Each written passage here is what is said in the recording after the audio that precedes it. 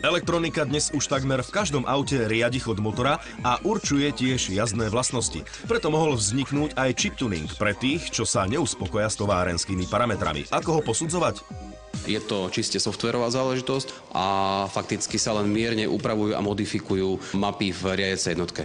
Aké to môže mať výhody? Okrem ušetreného paliva je to predovšetkým jazdná dynamika. Všetci dobre vieme, že auto má istú dynamiku, keď v ňom sedí vodič, a inú dynamiku má, keď sa tam sadnú ďalší 4 ľudia, je plný kufor, ide sa treba na dovolenku. Veľmi negatívne sa to môže prejaviť pri predbiehaní, pretože samozrejme inak predbieha to auto, keď je plné, a inak keď je prázdne. To pružné zrýchlenie, povedzme z 80 na 120, a pri tých bežných rýchlostiach, ktorými sa pohybujeme, treba hlavne mimo mesto, tak tam je to neporovnateľné. Dôležité je to, aby auto získalo hlavne na pružnosti. Proste tam v tých rýchlostiach a v tých otáčkach, kde sa najviac pohybuje, ten motor, kde strávi najviac času, tam získava na tej jazdnej dynamike.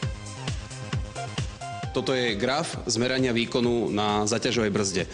Tie tenké krivky znázorňujú priebeh výkonu a krútiaceho momentu pred úpravou, hrubé krivky sú po úprave. Čiže jednoznačne vidíš, aký náraz sa dosiahol nielen v maximálnych číslach, hej, čiže tu vrcholí krútiaci moment, tu vrcholí výkon, ale vidíš aj, koľko si získal v priebehu, lebo v maximálnom čísle si mohol získať úpravou, povedzme, 20 koní, ale v priebehu, povedzme v tých nižších otáčkach, tam je nárast vyšší, tam môže byť kľudne až 35 koní. A to je na tom chode motora a na tej jazde je to hrozne cítiť, lebo samozrejme jazdíš, využívaš celé pásmo otáčok, ktoré máš v dispozícii, nejazdíš iba v tých otáčkach, nedržíš motor, kde máš najvyšší výkon.